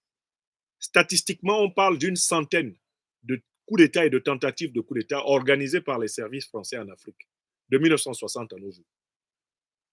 Donc, il faut que les Africaines et les Africains prennent conscience du fait que tant que l'Afrique, dite francophone, entre guillemets, sera continuellement représentée comme un précaré ou une zone d'influence par l'élite politique française, il faudra s'attendre à des tentatives de déstabilisation comme celle-ci. Je recommence. Tant que dans la terminologie, dans la pratique diplomatique, dans la pratique politique de l'élite politique française, on va présenter l'Afrique anciennement colonie, anciennement territoire sous tutelle française, comme étant le précaré, la zone d'influence de la France. Et il faudra s'attendre concrètement sur le terrain à ce qu'il y ait toujours des tentatives de déstabilisation pour imposer à la tête des pays africains des dirigeants africains qui ne défendent pas les intérêts des peuples souverains, mais les intérêts de la puissance néocoloniale française. C'est-à-dire, il faudra s'attendre à la résistance de la France-Afrique. C'est ma première observation. Ma deuxième observation, dans mes conférences précédentes, j'avais indiqué aux Africaines et aux Africains de prendre très au sérieux le fait que pendant plus de 5 siècles, la puissance française s'est construite sur l'exploitation de l'Afrique. Les réserves de change de 15 pays africains ont été déclarées au budget français. Elles ont servi au développement de la France. L'économie française a vécu des intérêts, des avoirs africains, déclarés comme étant ses propres biens. Elle a pu exploiter gratuitement les matières premières africaines en produisant la monnaie creuse et vide du franc CFA en échange inégal de ces matières premières. Donc, en fait, il y a une très grande dépendance de la France envers l'Afrique. Monsieur Chirac, je vous entends toquer à la porte. D'où vient l'argent que nous avons en France? Pour que vous preniez conscience de cette dépendance et que la dépendance, ça crée la méchanceté. Monsieur Chirac, d'où vient l'argent que nous avons en France? Allez-y. On oublie seulement une chose, c'est qu'une grande partie de l'argent qui est dans notre porte-monnaie vient précisément de l'exploitation depuis des siècles de l'Afrique. Pas uniquement, mais beaucoup viennent de l'exploitation de l'Afrique. Alors, il faut avoir un petit peu de bon sens, je ne dis pas de générosité, de bon sens, de justice, pour rendre aux Africains, je dirais, ce qu'on leur a pris, d'autant que c'est nécessaire si l'on veut éviter les pires convulsions, difficultés, avec les conséquences politiques que ça comporte dans le prochain avenir. Très bien, monsieur Chirac. Vous pouvez retourner dans votre tombe. Tant qu'il il y aura à la tête de la France une élite politique qui n'a pas été capable de concevoir la puissance française sans l'exploitation, sans le pillage de l'Afrique, il faudra que les Africaines et les Africains s'attendent à des actions subversives organisées par la puissance française en Afrique. C'est le principe de la relation franco-africaine depuis la traite négrière jusqu'à aujourd'hui. La relation politico-diplomatico-stratégique. Il faut que ce soit clair dans l'esprit des gens. Maintenant, j'en viens à ma 4e remarque. À la suite de cette révélation des autorités nigériennes, qui ne me surprend pas, puisque je fais partie de ceux qui ont toujours dit qu'il faut s'attendre à ça, n'est-ce pas? Ne me dites pas que vous êtes surpris. Hein. Ceux qui écoutent mes conférences savent que je vous avais dit que ça allait arriver. Oui ou non? Et cette cache d'armes est l'une des nombreuses. Il y en a d'autres qui seront révélées dans les prochains jours. Cette cache d'armes est l'une des nombreuses. Et il y a non seulement plusieurs caches d'armes, mais il y a certainement plusieurs commandos dormants qui sont en train d'être préparés, affinés, pour semer la chienlit au Niger. Si vous en doutez, eh bien, l'actualité viendra me confirmer encore. Nous sommes aujourd'hui encore le 23 février 2024. Le Niger, les autorités nigériennes vont découvrir de nouvelles caches d'armes. Elles vont même démanteler des commandos préconstitués pour les attaquer. J'ai dit et j'ai toujours ajouté que les terroristes vont bénéficier bientôt de l'aide technologique des drones militaires. Les terroristes vont perpétrer contre les armées de l'Alliance des États du Sahel des attaques aux drones militaires. Je l'ai dit et je le réitère. Ça ne va pas manquer. Vous viendrez ici confirmer. Selon mes analyses, on est en train de repenser le soutien et l'élévation du niveau technique des groupes terroristes parce qu'ils ont subi des défaites très sévères en raison de la supériorité aérienne, de la supériorité de renseignement et notamment de la capacité des drones militaires du Mali, du Burkina Faso et du Niger. Il faut savoir qu'en face, on est en train de doter des groupuscules terroristes de drones militaires et on est en train de les former à l'utilisation de ces drones pour attaquer les armées du Sahel, attaquer les populations sahéliennes. C'est un épisode que vous confirmerez dans les prochains jours. Mais je viens à ma dernière remarque sur ce sujet. Écoutez, soyons sérieux. Mais la puissance française appartient à une grande alliance militaire dont justement, j'étais en train de lire les œuvres de cette alliance. Dans les quelques livres que je vous ai montrés tout à l'heure, dans 2 des livres que je vous ai montrés tout à l'heure, je vous ai montré la grande alliance, la plus puissante alliance militaire qui est dans le monde. Et c'est à l'intérieur de cette alliance que la puissance française agit. C'est cette alliance-là. C'est l'OTAN. Alliance créée depuis 1949 et qui mène des opérations secrètes et des opérations ouvertes, notamment à partir des années 50. Quand elle mène des opérations secrètes, on les appelle les opérations en stay behind, c'est-à-dire ils restent derrière. Quand ils mènent des opérations ouvertes, je vous ai lu les opérations qu'ils ont menées ouvertement, au mépris du droit international, n'est-ce pas? Okay. Quelle est la grande puissance? Quelle est la grande puissance qui commande à l'OTAN? Vous connaissez la grande puissance qui commande à l'OTAN, non? Écrivez son nom. Quelle est la grande puissance? Qui est le patron de l'OTAN? Ce n'est pas le secrétaire général. Alors, par habitude, comme le rappelle le chercheur Daniel Ganser, Daniel Ganser rappelle qu'il y a une apparence dans l'organisation de l'OTAN qui trompe souvent l'attention des gens.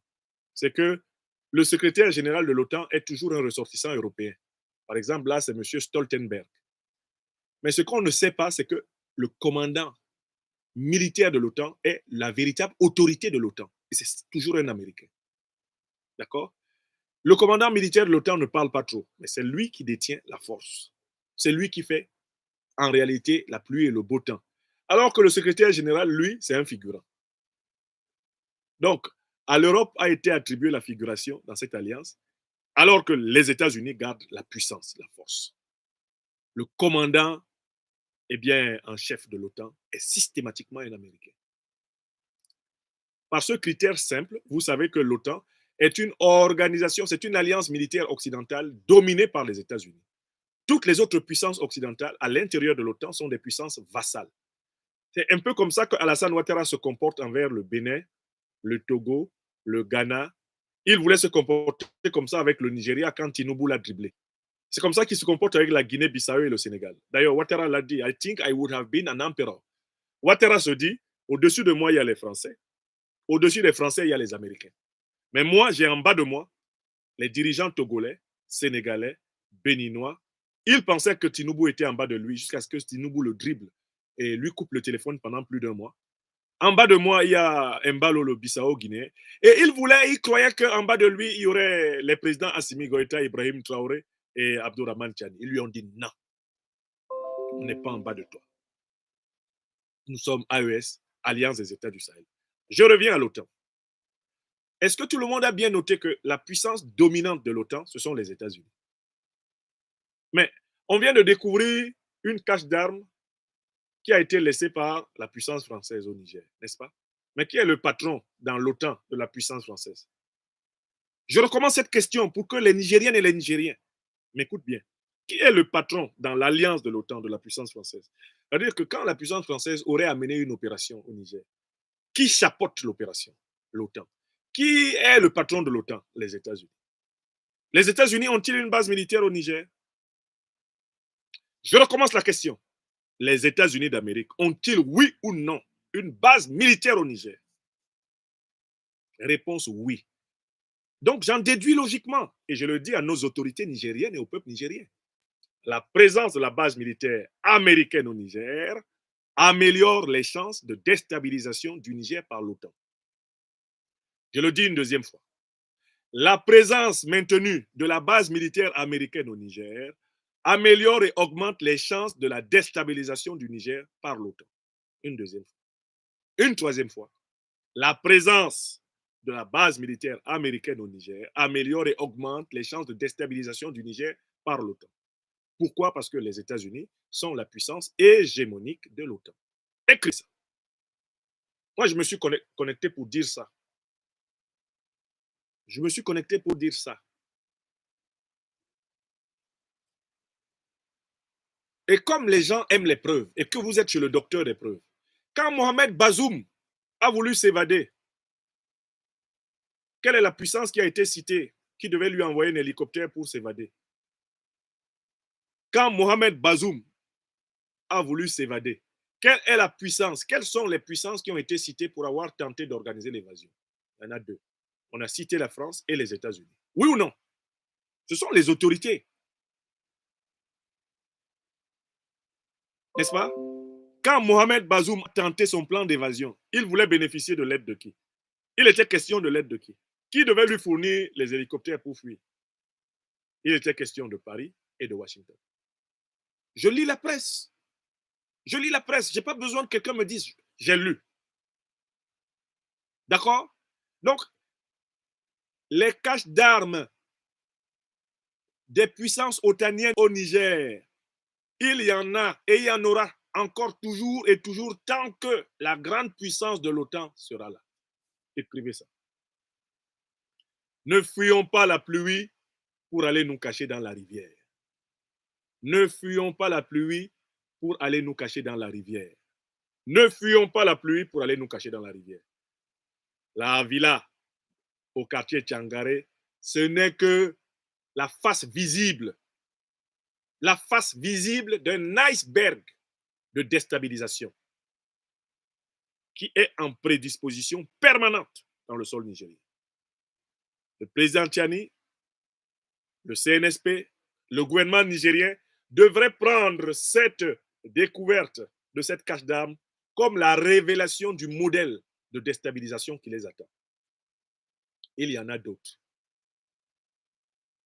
Et maintenant qu'on voit que vous avez la capacité de les découvrir, sachez que ça veut dire que les assaillants vont chercher à agir avant d'avoir été privés de leurs moyens d'action.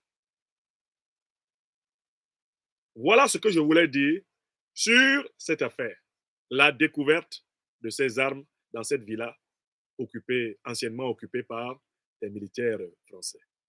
Je dis que cette affaire n'est que la révélation d'un système. Et le système est chapeauté par l'Alliance otanienne.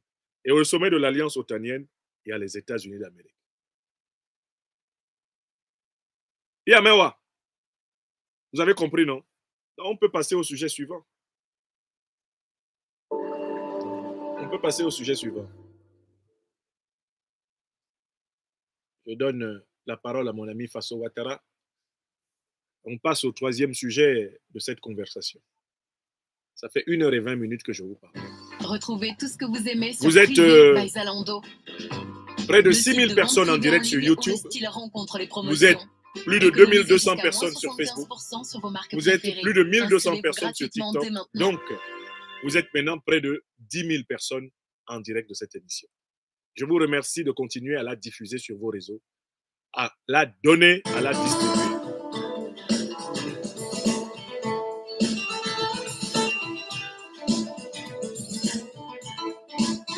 Très bien, donc nous avons conclu le point Niger en disant que le retrait de la base militaire américaine au Niger est une urgence.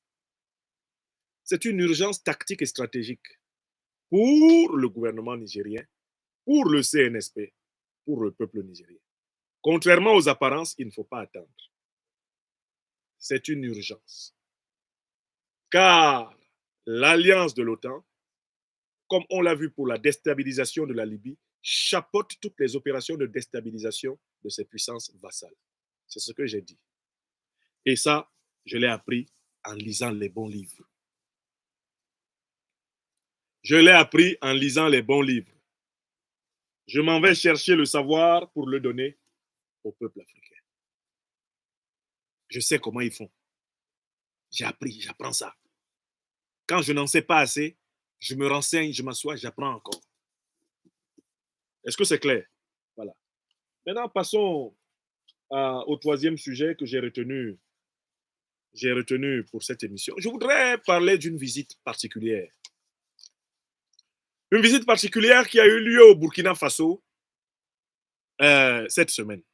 C'est l'arrivée d'un oiseau de mauvais augure, un individu hautement suspect, le responsable de la faillite économique du Ghana, un certain monsieur Nana Akufo-Addo. Nana Akufo-Addo, sans doute dans le cadre des soi-disant médiations de la CEDEAO, s'est exprimé et est venu en visite inopinée à Ouagadougou, où il a été accueilli à l'aéroport par le président du Faso, son Excellence, monsieur le capitaine Ibrahim Traoré. La scène de son accueil est très cocasse et elle montre que le Burkina Faso mérite pleinement à nouveau son nom de pays des hommes intègres. Honneur aux autorités burkinabées qui ont montré à Nana Akufo-Addo qu'ils ne sont pas ses camarades. Je vous montre d'abord la scène que certains n'ont pas encore bien comprise, mais qui est très intéressante. Comment on accueille un dangereux vassal. Le Burkina nous indique comment. Comment on accueille un dangereux vassal. Nous allons montrer un peu ces images.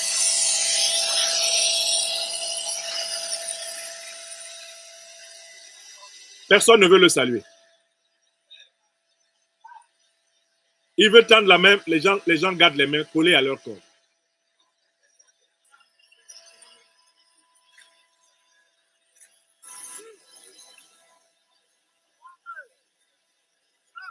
Personne ne veut le saluer.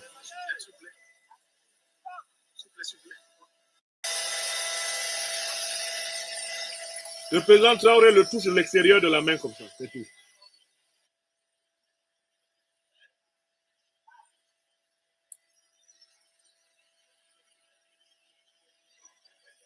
Bon. Quelle est la symbolique de ce refus du contact physique avec Nana Akufo-Addo? Notre tradition africaine est une tradition qui, bien sûr, on sait que nous sommes dans la période des grandes pandémies, le Covid a circulé, les grippes, etc. Mais dans notre tradition africaine, un hôte est quelqu'un que l'on prend dans ses bras. Un hôte que l'on attend. Un hôte qu'on accueille avec bienveillance, qu'on accueille à cœur ouvert, est quelqu'un qu'on prend dans ses bras. Et vous avez assisté à d'autres accueils dans cet aéroport. Le président Traoré a serré des mains. Le président Traoré a fait, comme on dit, des saluts de tête. Le président Traoré a fait des accolades. y compris même à des civils qui viennent lui rendre visite au palais. Il a serré des mains. Quand il est en déplacement à l'intérieur du Burkina Faso, il serre beaucoup de mains. Il porte des bébés. Il s'assoit dans des familles. Le président Traoré est un homme de contact. Le contact. Quelle est la symbolique de ce refus de toucher Nana Akufo-Addo? C'est une symbolique triple. Et il faut que les Africains notent ça. Nana Akufo-Addo, quand il voulait mendier l'argent de la Banque mondiale et du Fonds monétaire international, était allé comme un négrier noir à Washington. Et là-bas, il avait cru vendre le peuple burkinabé en pâture à l'OTAN en échange de l'aide financière supplémentaire du FMI, de la Banque mondiale et des États-Unis. Il était allé là-bas, publiquement accuser le Burkina Faso de s'être livré à la société de sécurité privée Wagner. Nana Akufo-Addo, ce bout d'homme que vous avez vu là, il est allé aux États-Unis demander que le Burkina Faso soit puni parce que le Burkina Faso aurait accueilli des Russes. C'est ce qu'il a fait. Il ne l'a pas fait dans une lettre secrète. Il ne l'a pas fait dans une réunion privée, confidentielle, qui aurait été révélée par la presse d'intelligence. Non, il l'a fait publiquement, en mondovision. Il a appelé les grandes puissances occidentales à punir le Burkina Faso au motif que le Burkina Faso se serait rapproché de la Russie. C'est ce qu'il a fait. Sur place, Nana Akufo-Addo a été sanctionné car il est reparti des États-Unis bredouille. Ça se passait au mois de décembre 2022.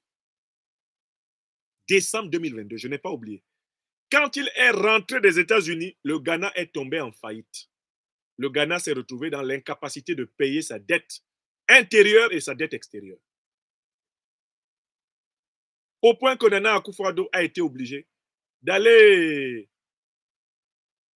nationaliser, d'aller littéralement mettre sous séquestre une partie de la production d'or du Ghana.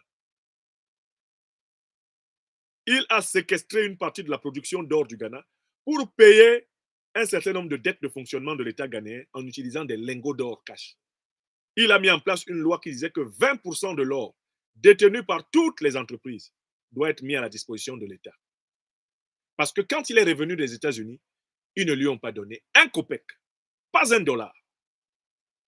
D'abord, les Américains ont été choqués par, comment on peut dire, par la vénalité de l'homme. Ils se sont dit, mais cet homme, il a une apparence africaine, il a une peau noire. Il vient d'un pays qu'on appelle le Ghana, un pays qui eut l'un des présidents les plus nobles et les plus admirés de l'histoire africaine, le docteur Francis Kofi Kwame Nkrumah, l'auteur d'Africa Must Unite et de Conscientism. Comment quelqu'un qui s'est assis sur le fauteuil de Kwame Nkrumah peut venir livrer l'Afrique aux États-Unis? Il s'est assis sur le fauteuil de l'un des officiers les plus courageux que l'Afrique ait compté, le Flying Lieutenant John Rawlings, Jerry John Rawlings, le père de la démocratie moderne ghanéenne. Comment quelqu'un qui s'est assis sur le fauteuil de Jerry John Rawlings peut aller à Washington vendre les Africains moins chers, comme on les vendait il y a 5 siècles aux enchères de la négraille? Comment était-ce possible? Les Américains même étaient choqués. Ils ont dit, on ne lui donne rien.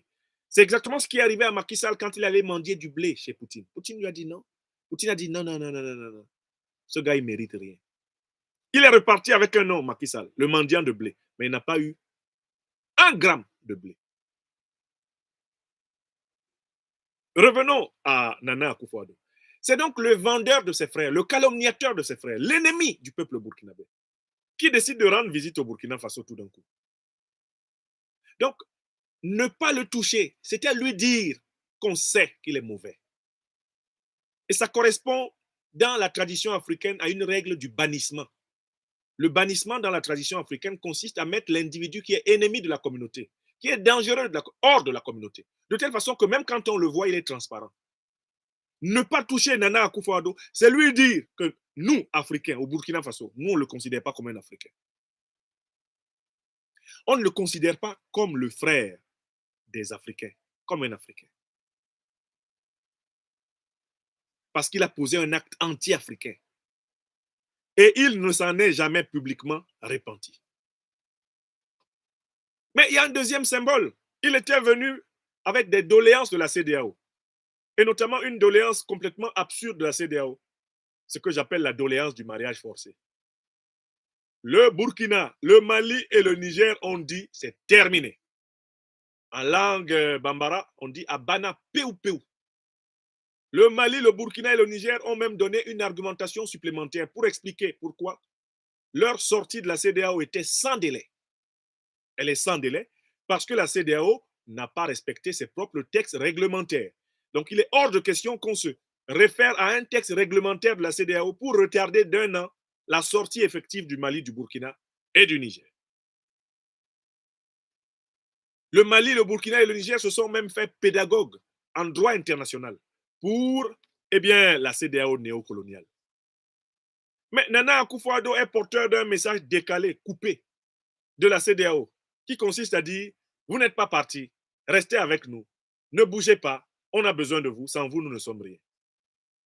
Mais écoutez, Nana Akufo-Addo, quand vous êtes allé livrer le Burkina à Washington, vous ne saviez pas que vous auriez besoin du Burkina un jour? Quand vous vous êtes coalisé à Accra, puis à Abuja, pour imposer des sanctions inhumaines, illégales et criminelles contre le Mali, par la suite contre le Niger et le Burkina, vous ne saviez pas qu'un jour vous auriez besoin de ces pays? Est-ce que c'est fraternel de laisser mourir des femmes, des enfants à l'hôpital, des adultes à l'hôpital? Est-ce que c'est fraternel de couper les médicaments à un pays? Est-ce que c'est fraternel de couper l'électricité à un pays? C'est fraternel? Nana Akufo-Addo, est-ce que vous savez que vous êtes coupable de milliers de morts au Niger, au Burkina et au Mali, à cause précisément des sanctions illégales, criminelles, inhumaines que vous avez soutenues et que vous n'avez même pas encore levées? Ça, c'est le deuxième point. Quand quelqu'un qui est coupable de livrer les tiens à la mort abjecte vient vers toi, par respect pour tes morts, tu ne le touches pas. Tu ne le touches pas. La deuxième raison, c'est celle-là, le respect des morts. Enfin, il y a une troisième raison. C'est que, en fait, le Burkina Faso a donné une leçon à Nana Akufo-Addo. C'est qu'au Burkina Faso, qui commande? Qui est le souverain au Burkina Faso? Alors qu'on s'évertue à présenter les dirigeants burkinabés comme des putschistes, un mot qu'on ne connaît pas en langue burkinabé. En Afrique, il n'y a aucune langue qui connaît ce mot-là. Qui est le souverain au Burkina Faso? Qui est le souverain? Eh bien, le souverain au Burkina Faso, c'est le peuple. Le souverain au Mali, c'est le peuple. Le souverain au Niger, c'est le peuple.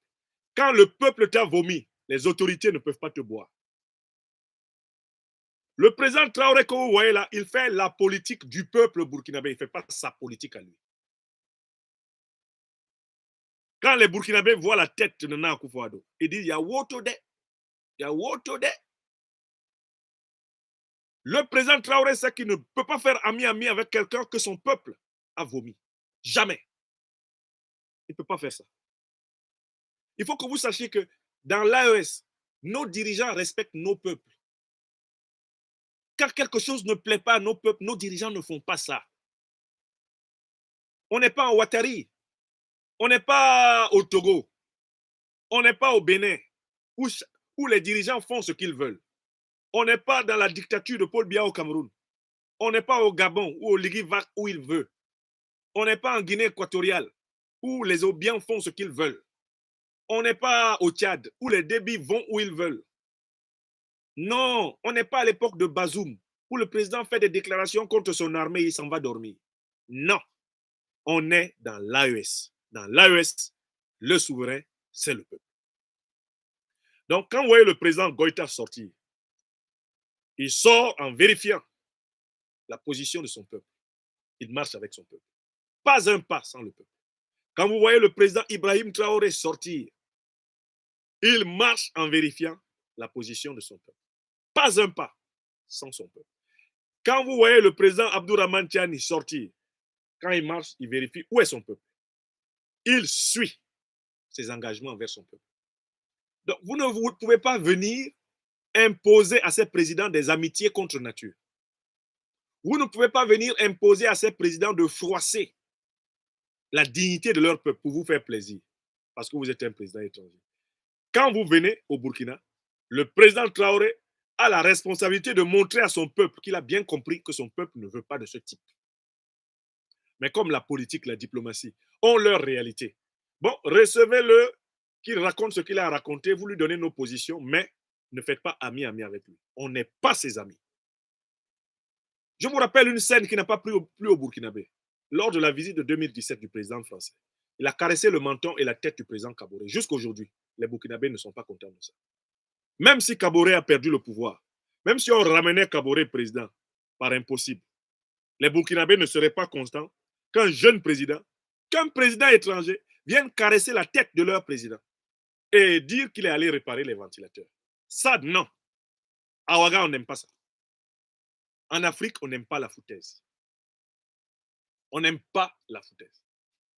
Donc, Nana Akufo-Addo, à la tête d'un Ghana appauvri, un Ghana en faillite, il va dire quoi au Burkinabé?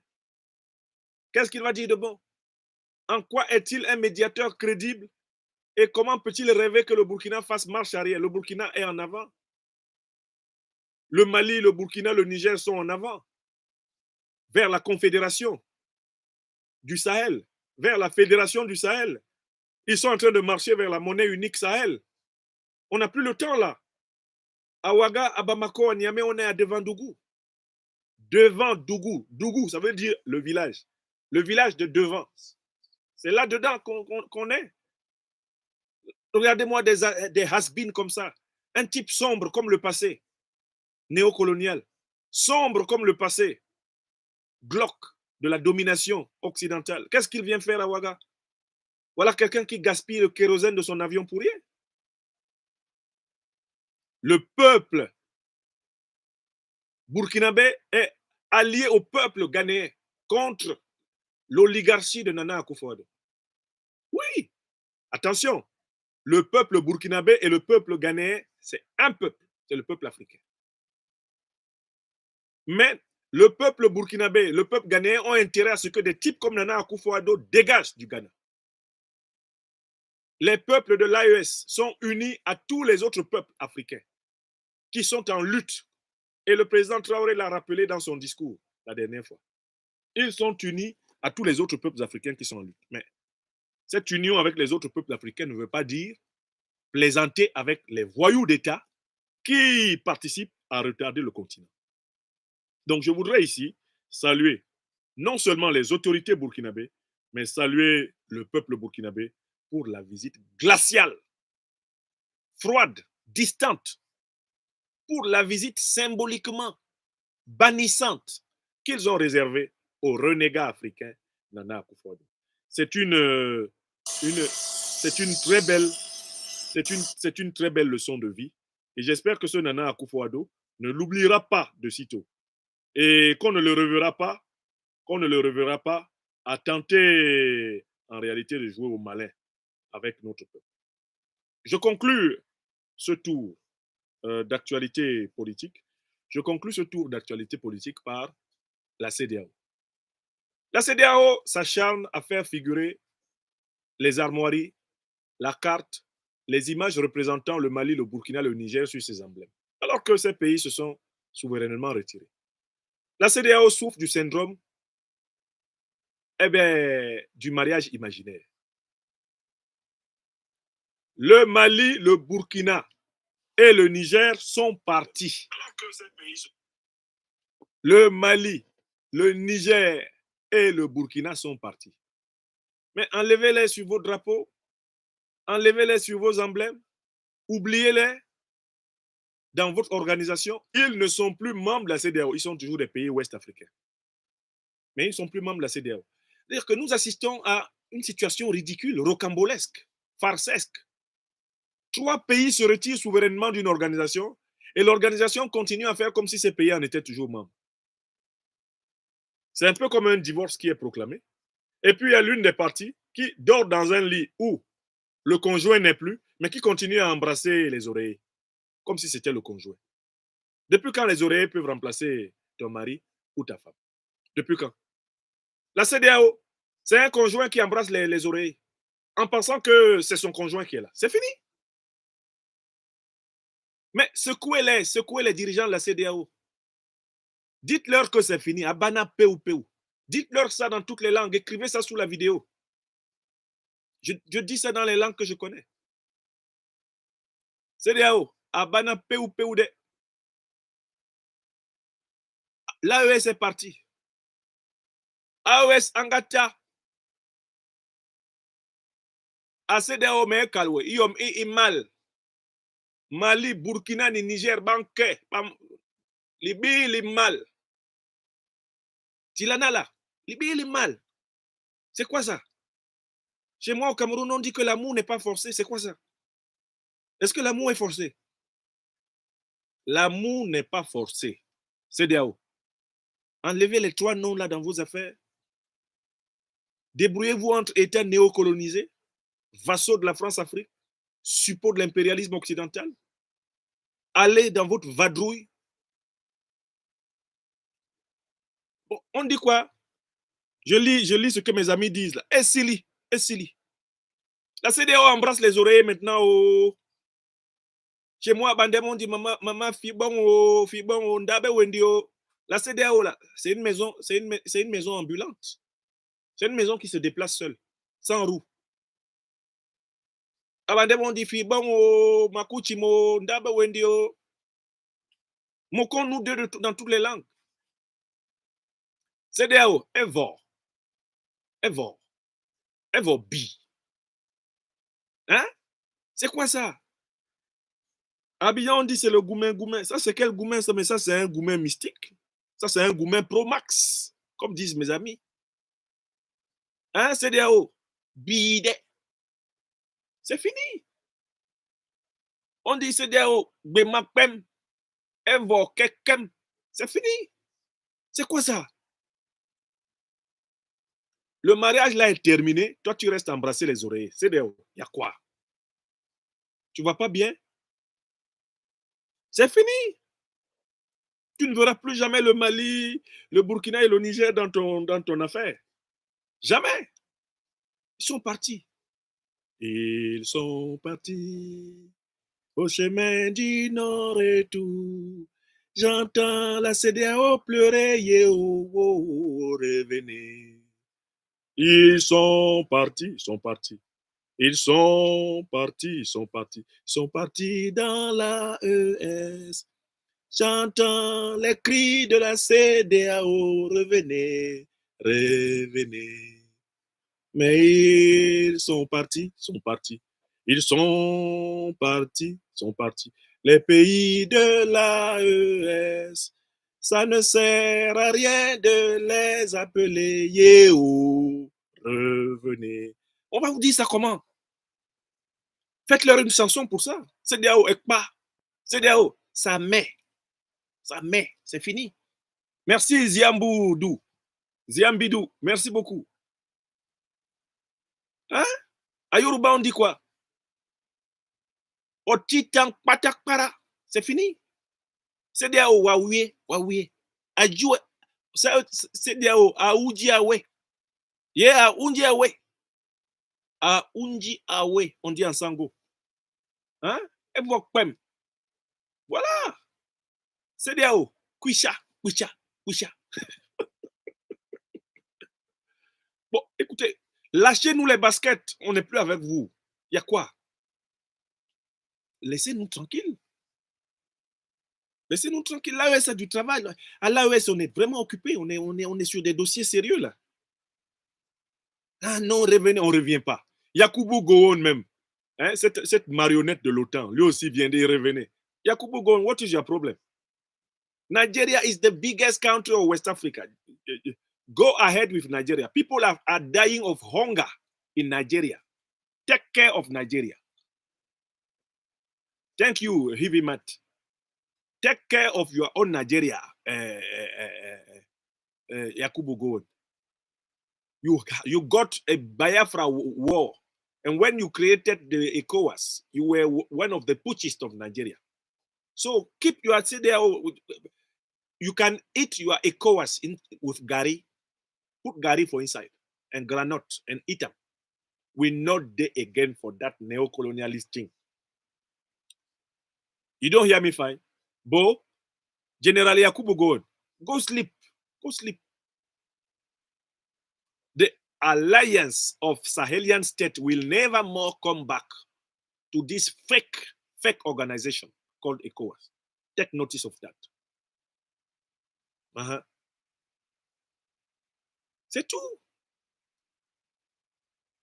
Hein, Jean-Marc Asco dit que la chanson lui a donné des frissons. Les voilà, les voilà. Les voyous de la CEDEAO. J'entends leurs cris crier, yéo, wéo, revenez. Ils sont partis, les gens de l'AES. Jamais l'AES ne reviendra CEDEAO. Dégagez. Il faut leur chanter ça parce que quand l'enfant ne comprend pas quelque chose, parfois si tu fais une berceuse avec ça, il comprend. La CEDEAO est un enfant attardé. C'est une organisation d'enfants régressifs et qui ont besoin de berceuses pour comprendre que Evobi, les billes, les mal, Macabo belle, c'est fini. CEDEAO, waouh, oui, c'est fini. Bon, voilà. Vraiment, si vous rencontrez des gens de CEDEAO, dites-leur dans toutes les langues que c'est fini. The game is over. Game over. C'est tout. C'est quel goumen qui ne finit pas ça? Depuis le 28 janvier. On va arriver bientôt au 28 février. Vous êtes toujours en train de couiner. Vous piaillez. Vous rouspétez. Mais pourtant, nous, on ne s'occupe plus de vous. Qu'est-ce que la CEDEAO a réalisé depuis que le Mali, le Burkina et le Niger sont partis? Rien. Elle passe son temps à supplier. Revenez. Non, mais écoutez, vous ne pouvez pas remplacer votre conjoint par un oreiller, dis donc. Vous avez déjà vu ça où? Passo, mets la musique, on va aller en week-end.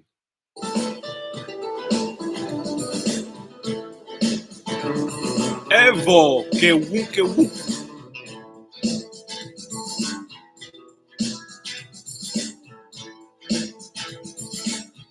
Emmanuela et Civic Petsou, Patricia Dico, GPS toujours. Otita.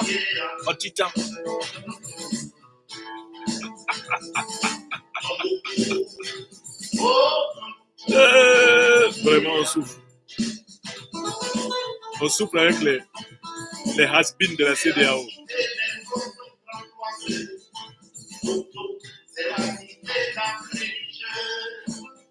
Tombouctou.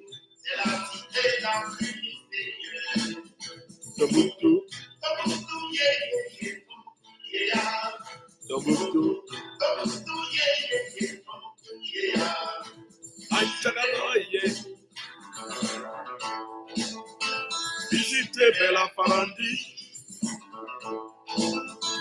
Visitez Sankoré. Merci, vous étiez plus de 10 000 personnes à suivre cette émission. C'est un honneur de vous avoir aussi nombreux en ce début de week-end. Soyez bénis. Akpe kakalo. Yera bengada, bonne Afrique.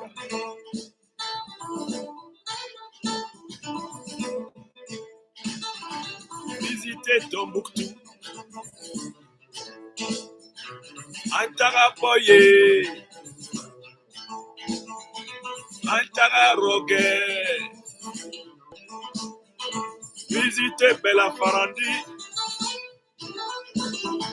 Visitez Sankoré. Visitez Amaradjougou. Visitez Tombouctou. Oh, Tombouctou. Yeah. C'est mon ami personnel, Faso Ouattara. C'est lui qui joue à la guitare comme ça. C'est le maestro Faso Ouattara. Sois béni, mon cher Faso. Un bon Ouattara. Rien à voir avec l'autre. Le preneur d'otages. Lassini. Tombouctou. Tombouctou. C'est la cité la plus mystérieuse. Tombouctou. Tombouctou.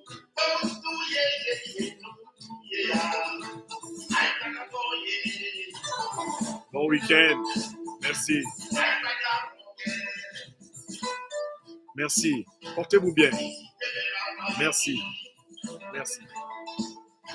Visitez Kidal. Bientôt, je serai à Kidal.